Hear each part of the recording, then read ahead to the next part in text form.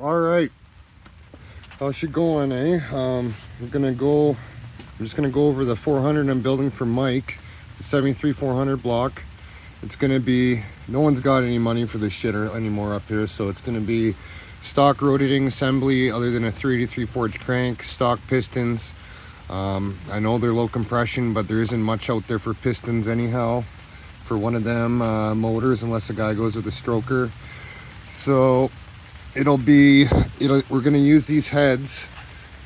I think the ideal heads for that motor would have been 915 heads from 67. These are 516s, so the exhaust valve's only 160, but they're fresh. They must have been just done. I bet you they have hardened seats and everything in them. I bet you the guides are good. They're extremely clean, like real clean. So we're gonna fuck with the cock we got. So what I'm gonna do is I'm gonna pull the valves. I'm gonna make sure nothing's shrouded. Bring it all the way out to the seats on everything. Do a lot of bowl work around where the guide comes through. Get as much flow as I can out of them.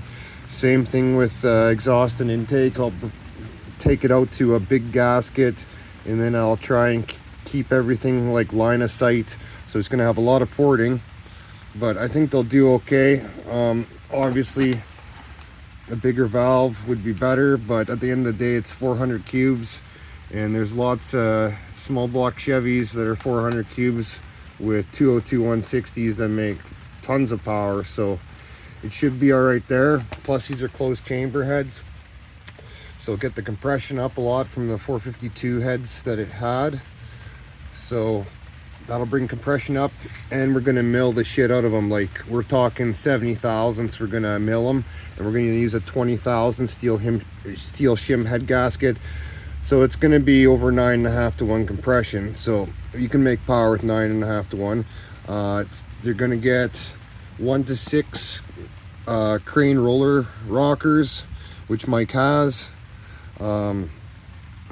They are gonna have comp single 911 valve springs that are more than enough.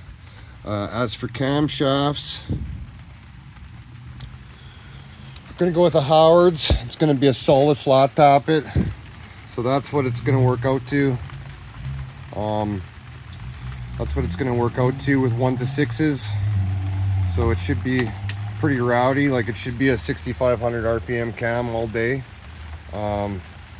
We have Edelbrock Victor intake for it, headers of course. I gotta look at the rods. I don't know if 383 and 400 rods are the same strength. If they're the same, we're gonna just use the 400 rods with the 400 pistons, and then put the 383 forged crank in it. Of course, high volume pump, double roller timing chain, all that stuff. But we're gonna make as much power we can with a cast factory head and factory piston. But like I said, with 9.5 to 1 compression, you can make some decent power with it. So I'm not going to make any claims on how much power, but I think it's going to go pretty good and surprise some people, and I think it's really going to spin some RPMs. But yeah, that's our plan. Maybe later on down the road he'll take it 30 over and put in some different pistons, and then it'll come up to 10.5 to 1 or whatever. But should be pretty good. It's going to see some spray too, obviously, but yeah, we're just going to do it cheap as possible and hope for the best. But I think it's going to be pretty good. I think it'll run harder than the small block that was in there before. So yeah, I just wanted to kind of let people know what we're doing. Of course, it's going to be same converter. It's a 3000 Hughes HD and 727 with the manual valve body, and Dana 44 with 373s and a 26-inch tire. But yeah, I think it should be pretty decent. I've seen some dynos on big block Mopars, and they can definitely make some good power, and that 400 block is second to none. That's a tough bugger of a block. So anyhow, let me know what you think, and let me know what you think of the cam. I think on a 109 and with 5 degrees in it, the center line is 103.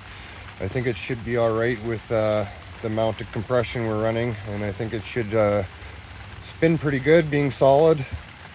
So we'll see what happens. Time will tell. All right, have a good one. Till next time.